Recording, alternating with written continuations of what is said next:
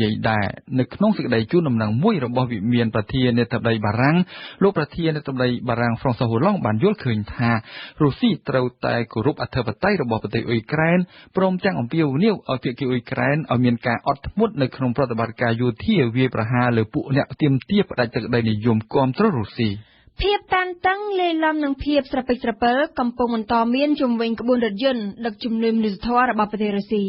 រថយន្តទាំង300គ្រឿងកំពុងបន្តចតក្បែរព្រំដែនរវាងរុស្ស៊ីនិងអ៊ុយក្រែនដោយរងចាំការអនុញ្ញាតពីរដ្ឋអំណាចទីក្រុងគៀវឆ្លងចូលទៅក្នុងទឹកដីអ៊ុយក្រែនទន្ទឹមគ្នានេះរដ្ឋអំណាចអ៊ុយក្រែនបានប្រកាសឲ្យដឹងពីការកំទេចក្បួនរថយន្តទាហានរុស្ស៊ីមួយខ្សែដែលបានបើកឆ្លងចូលក្នុងទឹកដីរបស់ខ្លួនតែព័ត៌មាននេះត្រូវបានឆ្លើយបដិសេធដោយរដ្ឋអំណាចក្រុងមូស្គូយ៉ាងណាក៏ដោយស្ថានភាពបានឡើងកម្ដៅមួយកម្រិតទៀតរវាងរុស្ស៊ីនិងបច្ចិមលោកជុំវិញបញ្ហានេះអាមេរិកបានទាមទារឲ្យរុស្ស៊ីបញ្ឈប់ការបង្ករឿងក្នុងទឹកដីអ៊ុយក្រែនដោយបញ្ជាក់ថារុស្ស៊ីគ្មានសិទ្ធិក្នុងការបញ្ជូនរថយន្តមនុស្សឬមួយក៏សម្ភារៈអ្វីទៅកាន់ប្រទេសអ៊ុយក្រែនដោយគ្មានការយល់ព្រមពីរដ្ឋាភិបាលអ៊ុយក្រែនឡើយសារព័ត៌មានអាល្លឺម៉ង់វិញបានឲ្យដឹងនៅថ្ងៃសៅរ៍ម្សិលមិញថាភ្នាក់ងារស៊ើបការសម្ងាត់អាល្លឺម៉ង់បានលបស្ដាប់សំឡេងសន្ទនាទូរស័ព្ទរបស់លោក John Kerry ដែលជារដ្ឋមន្ត្រីក្រសួងការបរទេសសហរដ្ឋអាមេរិកដំណឹងនេះលេចលឺឡើងបន្ថែមពីលើរឿងអាស្រ័យកន្លងមកដែលថាភ្នាក់ងារស៊ើបការសម្ងាត់អាមេរិកបានលបស្ដាប់ទូរស័ព្ទរបស់លោកស្រី Angela Merkel តែថាពេលនេះខាងអាល្លឺម៉ង់ជាអ្នកលបស្ដាប់ថ្នាក់ដឹកនាំអាមេរិកវិញម្ដងសូមស្ដាប់មុំពីសីសារព័ត៌មានអាល្លឺម៉ង់ Der Spiegel បានបញ្ចេញព័ត៌មានសម្ងាត់របស់ខ្លួនថាភ្នាក់ងារស៊ើបការសម្ងាត់អាល្លឺម៉ង់បានធ្វើការលបស្ដាប់ការសន្ទនាទូរស័ព្ទរបស់លោក John Kerry ដោយមិនបានបង្ហើបឲ្យដឹងពីប្រភពព័ត៌មានសារព័ត៌មាននេះបានសរសេរថាភ្នាក់ងារស៊ើបការអាល្លឺម៉ង់បានលបស្ដាប់តែម្ដងប៉ុណ្ណោះនៅការសន្ទនាតាមទូរស័ព្ទរបស់លោក John Kerry កាលពីឆ្នាំ2013ក្នុងពេលដែលលោកបានពិភាក្សាតាមទូរស័ព្ទពីបញ្ហាវិបត្តិនៅតំបន់មជ្ឈមបូព៌ាព័ត៌មានបាននិយាយឡើងបន្ទាប់ពីមានរឿងអាស្រូវមួយផ្សេងទៀតផងដែរដែលថាភ្នាក់ងារស៊ើបការសម្ងាត់អាល្លឺម៉ង់បានលបស្ដាប់ទូរស័ព្ទរបស់លោកស្រី Hillary Clinton មានកាសែតក្នុងស្រុកនិងបណ្ដាញទូរទស្សន៍អាល្លឺម៉ង់ចំនួន3ដែលបានផ្សព្វផ្សាយព័ត៌មានចុងក្រោយនេះដោយផ្អែកលើឯកសារដែលបានផ្ដល់ឲ្យដោយគិញសម្ងាត់របស់ CIA អាមេរិកសារព័ត៌មានបានបន្ថែមថាវាជាការលបស្ដាប់ដោយច្រឡំតែទោះជាយ៉ាងណាការច្រឡំនេះហាក់ដូចជាចៃដន្យពេកព្រោះច្រឡំចំលើលោកស្រី Hillary Clinton ដែលជាអតីតរដ្ឋមន្ត្រីការបរទេសពេលគាត់កំពុងស្ថិតក្នុងយន្តហោះផ្លូវការរបស់រដ្ឋាភិបាលអាមេរិកមិនត្រឹមតែប៉ុណ្ណោះមិនមែនមានតែថ្នាក់ដឹកនាំធំៗរបស់អាមេរិកប៉ុណ្ណោះទេដែលត្រូវបានភ្នាក់ងារស៊ើបការសម្ងាត់អាល្លឺម៉ង់លបស្ដាប់ទូរស័ព្ទកាសែតអាល្លឺម៉ង់បានសរសេរឲ្យដឹងផងដែរថារដ្ឋាភិបាលអាល្លឺម៉ង់បានបញ្ជាឲ្យភ្នាក់ងារនេះលបស្ដាប់ទូរស័ព្ទរបស់ថ្នាក់ដឹកនាំទូគីព្រោះថាទូគីជាដៃគូយ៉ាងសំខាន់របស់អាមេរិកក្នុងអង្គការអូតុងសាធារណជននៅមិនទាន់ភ្លេចទេថាកាលពីឆ្នាំទៅរឿងអាស្រូវដែលភ្នាក់ងារស៊ើបការសម្ងាត់របស់អាមេរិកលបស្ដាប់ទូរស័ព្ទលោកស្រីប្រមុខរដ្ឋាភិបាលអាល្លឺម៉ង់បានធ្វើឲ្យមតិសាធារណៈទូទៅនៅអាល្លឺម៉ង់មានការខឹងសម្បារជាខ្លាំងរឿងរ៉ាវនេះបាននាំឲ្យទំនាក់ទំនងមហាអំណាចពិភពលោកទាំងពីរជួបភាពល្អកកហើយរហូតមកដល់ពេលនេះនៅមិនទាន់មានការដោះស្រាយមន្ទិលសង្ស័យទាំងអស់នេះនៅឡើយទេភាពមិនទុកចិត្តគ្នានិងការការពារផលប្រយោជន៍រៀងៗខ្លួនឲ្យខាងតែបានជំរុញឲ្យមហាអំណាចធំលួចស្ដាប់គ្នាទៅវិញទៅមកចង់បានព័ត៌មានតែរៀងៗខ្លួនពលគឺទម្លាប់ចាស់កាលពីសម័យសង្គ្រាមត្រជាក់នៅមិនទាន់ត្រូវគេបោះបង់ចោលនៅឡើយទេថ្ងៃសៅរ៍ម្សិលមិញនេះជាថ្ងៃទី3នៃដំណើរទស្សនកិច្ចរយៈពេល5ថ្ងៃរបស់ប្រមុខសង្ឃសាសនាកាតូលិកសម្ដេចប៉ាហ្វ្រាំងស្វ័រនៅក្នុងទឹកដីកូរ៉េត្បូងនៅថ្ងៃទី3នោះសម្ដេចប៉ាបានទៅចូលរួមនៅក្នុងពិធីសូត្រធម៌នៅទីលានដ៏ធំមួយក្នុងទីក្រុងសេអ៊ូលដោយមានមនុស្សចូលរួមជាង80,000នាក់ជាពិធីសូត្រដែលមានគោលដៅគោរពវិញ្ញាណក្ខន្ធនិងលើកសរសើរអំពីភាពក្លាហានរបស់ប្រជាជនកូរ៉េចំនួន124នាក់ដែលបានស្លាប់ដើម្បីគ្រិស្តសាសនាទន្ទឹមគ្នានេះសម្ដេចប៉ាក៏បានអំពាវនាវឲ្យកាត់បន្ថយគម្លាតរវាងអ្នកមាននិងអ្នកក្រនៅក្នុងសង្គមផងដែរយើងស្ដាប់គុជគុណធីរាជាថ្មី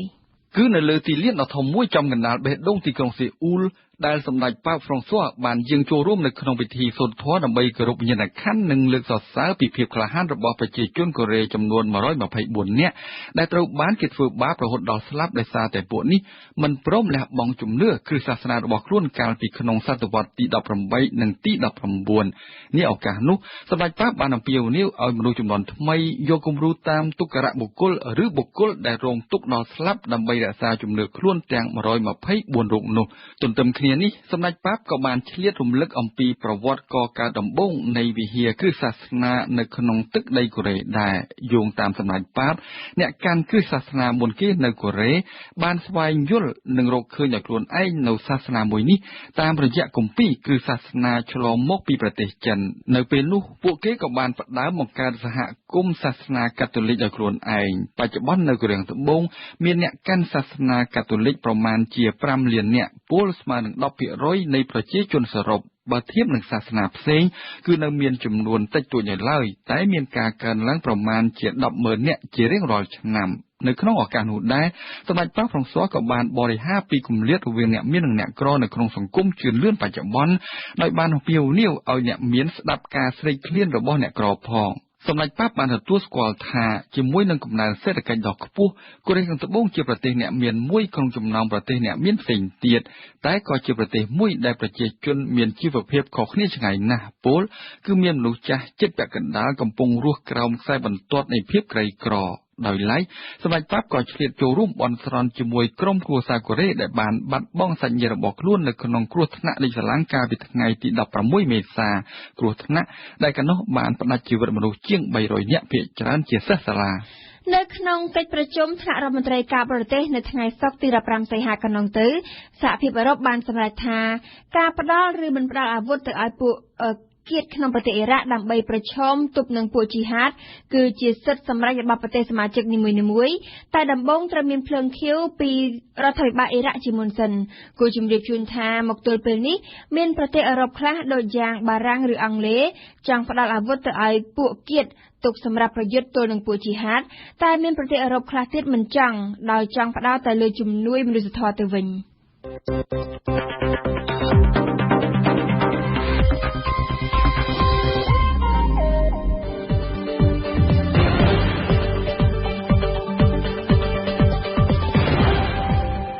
វិទ្យុបារាំង RFI ភ្នំពេញ 92 MHz សៀមរាប 92 MHz បាត់ដំបងក្រុងព្រះសីហនុនិងកំពង់ចាម 94.5 MHz លោកអ្នកស្ដាប់ជាទីមេត្រីជាបន្តទៀតនេះលោកអ្នកនាងបានស្ដាប់កម្មវិធីផ្សាយផ្សេងទៀតដែលក្នុងនោះរួមមាននាទីបច្ចុប្បន្នភាពពិភពលោកក្នុងសប្តាហ៍នេះគឺជាការសរុបព្រឹត្តិការណ៍អន្តរជាតិសំខាន់ៗរៀបចំជូនដោយរិទ្ធមូនីកាបន្ទាប់មកគឺជានាទីព្រឹត្តិការណ៍កម្ពុជាប្រចាំថ្ងៃឯមេលើកឡើងថាប្រសិនបើមានសំណងសំរុំនិងនៅចុងក្រោយលោកអ្នកនាងបានស្ដាប់បទយកការរបស់អឹមណាវិននិយាយពីជឹមចាន់នីកូនអ្នករត់ម៉ូតូឌុបដែលជាប់អាហារូបករណ៍ថ្នាក់អនុបណ្ឌិតទៅសិក្សានៅអឺរ៉ុបបច្ចុប្បន្នភាពពិភពលោកក្នុងសប្តាហ៍នេះនៅទូទាំងពិភពលោកក្នុងសប្តាហ៍នេះមានព្រឹត្តិការណ៍សំខាន់ៗអ្វីខ្លះកើតឡើងសូមអញ្ជើញលោកនាងស្ដាប់សេចក្តីរាយការណ៍របស់រិទ្ធមូនីកាដូចតទៅនៅថ្ងៃច័ន្ទទី11សីហាប្រទេសចិនបានទាត់ចោលយ៉ាងដាច់អហង្ការនៅសំណើរបស់អាមេរិកដែលបានអំពាវនាវឲ្យគ្រប់ភាគីទាំងអស់ផ្អាកនៅរាល់សកម្មភាពទាំងឡាយណាដែលពាក់ព័ន្ធទៅនឹងជម្លោះប្រទីងប្រទង់គ្នានៅក្នុងសមុទ្រចិនខាងត្បូងទន្ទឹមគ្នានេះទីក្រុងប៉េកាំងក៏បានឆ្លៀតចោទទីក្រុង Washington ពីបទបានបន្តចិញ្ចឹមភាពតានតឹងភូមិសាស្ត្រនយោបាយនៅក្នុងតំបន់គួរជម្រាបជូនថាប្រតិកម្មខ្លាំងៗរបស់ចិនពេលនេះបានធ្វើឡើងនៅក្រៅកិច្ចប្រជុំថ្នាក់រដ្ឋមន្ត្រីការបរទេសអាស៊ាននៅក្នុងប្រទេសភូមានាចុងសប្តាហ៍កន្លងទៅរដ្ឋមន្ត្រីការបរទេសអាមេរិកលោក John Kerry បានទៅដល់ទីក្រុង Sydney នៅថ្ងៃច័ន្ទដើម្បីពិភាក្សាពីជំនួបប្រចាំឆ្នាំដែលទាក់ទងទៅនឹងការរឹតចំណងយោធាកាន់តែស្អិតរមួតជាមួយអូស្ត្រាលីលោក Kerry និងរដ្ឋមន្ត្រីក្រសួងការពារជាតិអាមេរិកលោក Chuck Hagel បានជួបរដ្ឋមន្ត្រីការបរទេសនិងរដ្ឋមន្ត្រីការពារជាតិអូស្ត្រាលីនៅថ្ងៃអង្គារសម្រាប់ជំនួបពិគ្រោះយោបល់ប្រចាំឆ្នាំរវាងអូស្ត្រាលីអាមេរិកដែលហៅកាត់ថា OSMIN ដើម្បីផ្ដោតលើកិច្ចពិភាក្សាពីសន្តិសុខក្នុងតំបន់និងកិច្ចសហប្រតិបត្តិការយោធាឲ្យកាន់តែប្រសើររដ្ឋមន្ត្រីការបរទេសអូស្ត្រាលីលោកស្រី Julie Bishop នៅថ្ងៃអង្គារទី12សីហាបានការពារកិច្ចព្រមព្រៀងនៃការដាក់ពង្រាយកងម៉ារីនសហរដ្ឋអាមេរិកនៅក្នុងប្រទេសដោយនិយាយថាកិច្ចព្រមព្រៀងនេះមានគោលដៅប្រឈមនឹងការកើនឡើងនៃអំណាចរបស់ចិនដែលពេលនេះកំពុងតែតានតឹងនៅក្នុងតំបន់យ៉ាងណាក៏ដោយលោកស្រី Bishop ដែលបានធ្វើជាអ្នករៀបចំកិច្ចប្រជុំជាមួយនឹងរដ្ឋមន្ត្រីការបរទេសអាមេរិក John Kerry និងប្រមុខការពារជាតិអាមេរិកលោក Chuck Hagel នៅទីក្រុង Sydney បាននិយាយថា ការពង្រីកតបជើងទឹកនៅភាគខាងជើងក្រុង Darwin គឺជារឿងធម្មតាសម្រាប់សម្ព័ន្ធមិត្តរវាងប្រទេសទាំងពីរចំណែកប្រមុខការទូតសហរដ្ឋអាមេរិកលោក John Kerry នៅថ្ងៃអង្គារបានអំពាវនាវឲ្យចិនធ្វើជាដៃគូសហការហើយនិយាយទៀតថាក្រុង Washington មិនចាប់អារម្មណ៍នឹងចំនួនដែលចិនកំពុងតែប្រឈមនោះទេលោក Kerry ដែលស្ថិតក្នុងជំនួបនៅក្នុងប្រទេសអូស្ត្រាលីដើម្បីពិភាក្សាអំពីសន្តិសុខនិងនយោបាយការបរទេសនោះបានថ្លែងបែបនេះបន្ទាប់ពីក្រុងប៉េកាំងបានចោទក្រុង Washington ថាមានចេតនាធ្វើឲ្យមានភាពតានតឹងនៅក្នុងជម្លោះសមុទ្រចិនខាងត្បូង RFI